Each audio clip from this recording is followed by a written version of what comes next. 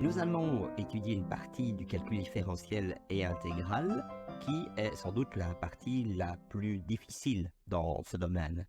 Mais je vous rassure tout de suite, dans la mesure où il s'agit bien de notions, simplement d'examiner tout ce qui pourrait nous servir dans le domaine de ce qu'on appelle les distributions continues et, pour être encore plus précis, de ce que nous allons appeler les densités de probabilité. Alors, pour pouvoir bien présenter les intégrales, je vais avoir d'abord besoin de définir ce qu'on appelle une différentielle à partir de quelque chose qui est connu. Je vais considérer donc une fonction que je note grand f de x. Et en fait, ce que je veux faire la dérivée de cette fonction. Donc, je vais faire f' de x. Je vous le rappelle qu'on peut encore le noter sous la forme df de x divisé par dx. Et le résultat donne une autre fonction que je note petit f de x. À ce niveau-ci, on peut considérer df de x divisé par dx comme étant une fonction. Ce qui veut dire qu'on peut très bien multiplier par dx aussi bien le membre de gauche que le membre de droite. Ce qui fait que nous allons obtenir ceci. df de x est égal à f de x multiplié par l'élément dx. C'est cela qu'on appelle une différentielle. Si on veut faire le calcul, ce qu'on appelle le calcul d'une primitive, eh bien, il faut commencer par faire l'intégrale de la partie de gauche. Du coup, on aura également une intégrale devant la partie de droite. On a intégrale de d grand f de x est égale à intégrale de f de x fois dx. Je peux mettre une égalité et dire que faire l'intégrale de df de x, c'est faire l'opération contraire de la dérivée. Donc fatalement, on ne peut tomber que sur f de x. Mais ça ne va pas être tout à fait complet. Parce que, souvenons-nous que si je prends f de x, que je veux ajouter à cela une constante, faisons la dérivée de cette expression, comme ceci, ça me donne f' de x plus la dérivée de la constante, mais où on sait vaut 0. Donc ça veut dire que juste au-dessus, il y avait quelque chose qui manquait. C'était plus c pour trouver l'ensemble de ce que nous appelons les primitives.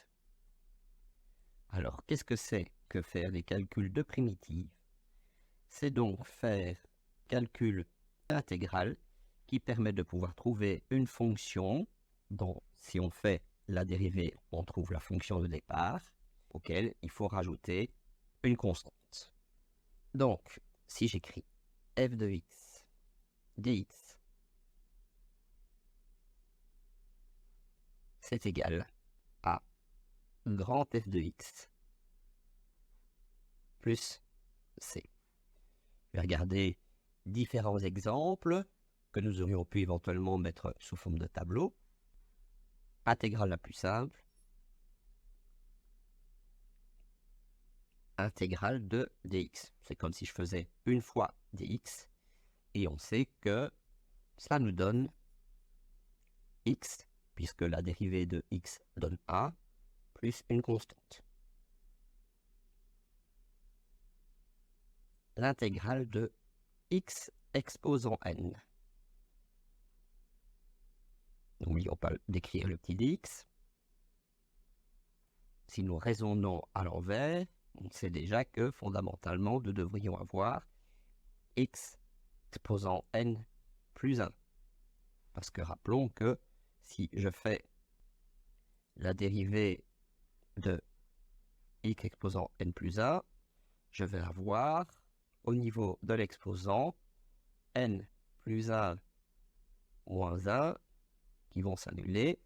Il ne restera peu que x exposant n, Mais rappelons que devant le x exposant n, on va avoir un n plus 1.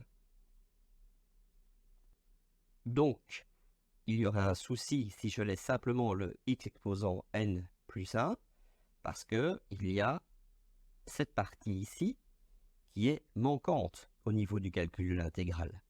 Donc, ce que je dois faire, pour que ce soit cohérent, c'est diviser cette partie ici par plus 1. L'intégrale est terminée, je n'ai plus qu'à rajouter la constante. Une autre intégrale qui est fort appréciée aussi, parce que c'est simple, c'est l'intégrale de exposant x.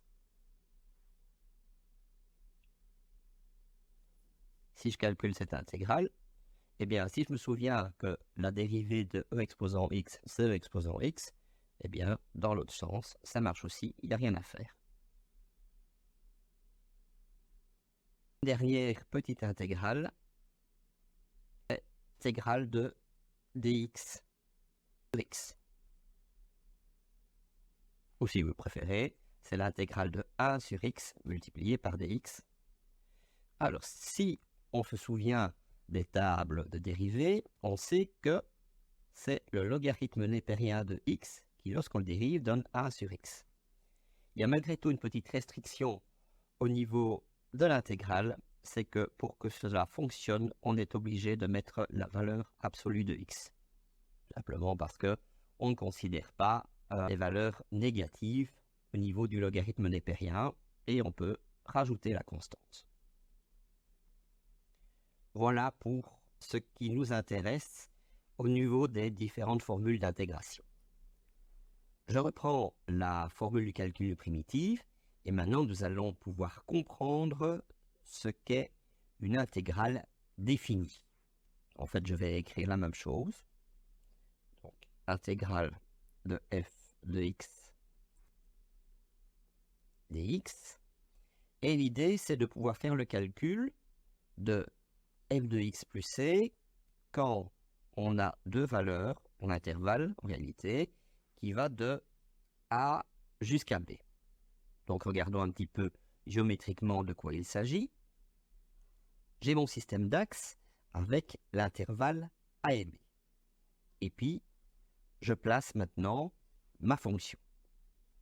J'ai ma fonction y est égale à f de x que je délimite dans l'intervalle a et b. Je vais commencer par faire le calcul de l'intégrale définie, c'est calculer la primitive et puis ensuite de voir ce qu'elle vaut pour d'abord la valeur de b et puis ensuite pour la valeur de a que je soustrais. Nous constatons que les constantes vont s'annuler, donc je peux réduire la formule. Voilà qui est fait. Il nous reste à comprendre la signification géométrique. Eh bien, ce que nous faisons en faisant le calcul d'une intégrale définie, c'est tout simplement faire le calcul d'une aire ou d'une surface, si vous préférez. Fin de cette leçon.